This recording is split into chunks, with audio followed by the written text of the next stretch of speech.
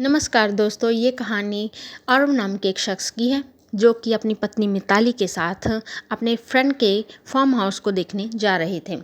उस रात के समय कार धक्के खाते हुए रुक गई और उसमें आरव उतरा और उसने घड़ी देखी।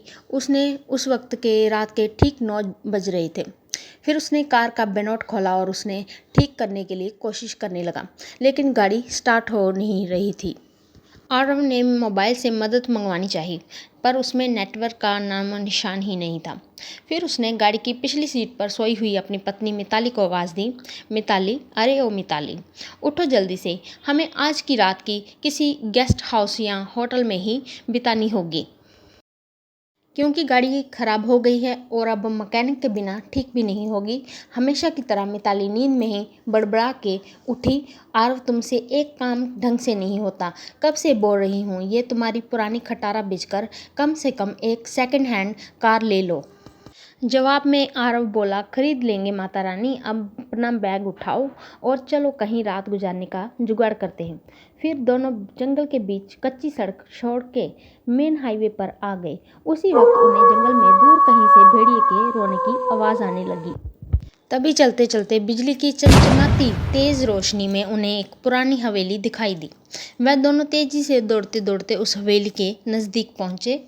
हवेली गेट पर उन्हें कोई भी वॉचमैन नज़र नहीं आ रहा था, इसलिए वह दोनों गेट खोलकर हवेली के मुख्य दरवाजे के पास पहुंचे। दरवाजे पर डोर बेल के नाम पर एक पुरानी रस्सी किसी सांप की तरह लटक रही थी। उस रस्सी को आरव ने 2-3 बार खींचा, लेकिन अंदर से किसी भी घंटी की आवाज़ नहीं आई।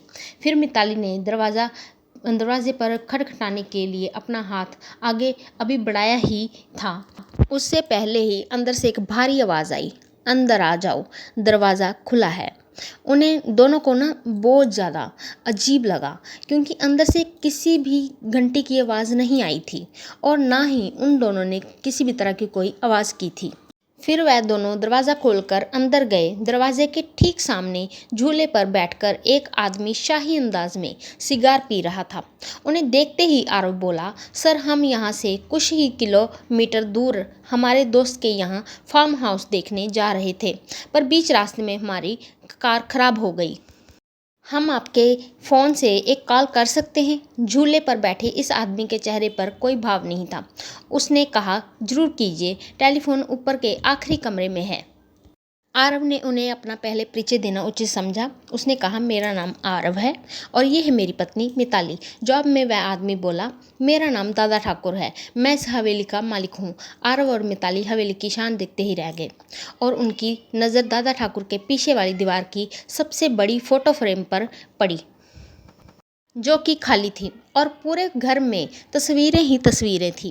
उन सब में एक बात समान थी कि किसी भी तस्वीर में कोई भी हंस नहीं रहा था। सभी तस्वीरें बिल्कुल भावनाहीन थीं। फिर आरव और मिताली दोनों ऊपरी मंजिल पर गए और आखिरी कमरे में जाकर लैंडलाइन से अपने दोस्त मिंटू को वो कॉल करने लगे। बहुत बार कोशिश करने पर भी फ़ोन नहीं लग रहा था। तभी मिताली की नज़र उस दीवार पर पड़ी। वहाँ और एक फ़ोटो फ्रेम टंगी थी, उसमें भी कोई तस्वीर नहीं थी, सिर्फ खाली फ्रेम था। मिताली और आरव कमरे में जाकर फिर कॉल लगाने की कोशिश करने लगे, पर सब बेकार। आखिर में दोनों ने रात को वहीं रुकने का निर्णय लिया। बेड पर लेटते ही दोनों की आंख लग गई। रात के ठीक 1:30 बजे आरव की नींद अचानक खुल गई और वह एक बार फिर से अपने दोस्त को फ़ोन लगाने लगा, लेकिन उस वक्त फ़ोन पूरी तरह से डेड था। हाथ से फ़ोन नीचे रखते हुए आरव की नज़र दीवार पर गई और सामने का नज़ारा देखकर उसके चेहरे पर हवाइयाँ उड़ गई, क्योंकि कुछ घंटों पहले देखी हुई खाली फ्रेम में अब उन दोनों की तस्वीर थी और उसके नीचे लिखी थी उनके मौत की तारीख। उसने मिताली को उठाया और उसे तस्वीर दिखाई। वह बोली, यहाँ कुछ तो गड़बड़ है आरव, हमें अभी के अभी यहाँ से बाहर निकलना होगा। फिर दोनों ने वहाँ से सरपट दौड़ लगाई। सीढ़ियों से वह दोनों तेजी से नीचे उतरने लगे, पर उतरते वक्त सीढ़ियों पर उन्हें 4 पैरों की जगह 6 पैरों की आवाज़ आ रही थी। अब वह और भी डर चुके थे। कुछ भी करके उन्हें बस दरवाज़ा खोल के बाहर भागना था। पर दरवाजे के पास पहुंचने के बाद जब दोनों ने उसे खोलने की कोशिश की, पर उनकी कोशिश नाकाम रही, क्योंकि दरवाज़ा किसी ने बाहर से बंद कर दिया था और अब वह दोनों उस भूतिया हवेली में कैद हो चुके थे। आरव और मिताली दरवाज़ा पीट रहे थे, मदद के लिए चिल्ला रहे थे। उसी वक्त बदकिस्मती से बिजली भी चली गई और चारों तरफ शमशान सा सन्नाटा फैल गया। मिताली अपने कांपते हाथों से मोबाइल टॉर्च चालू करने लगी। जैसे ही उसने टॉर्च चालू की, उसकी रोशनी सबसे पहले सामने वाली उस बड़ी फ़ोटो फ्रेम पर पड़ी, जिसे फ्रेम को आते वक्त दोनों ने खाली देखा था। उस खाली फ़ोटो फ्रेम में अब झूले पर बैठे हुए दादा ठाकुर की तस्वीर शैतानी मुस्कान दे रही थी।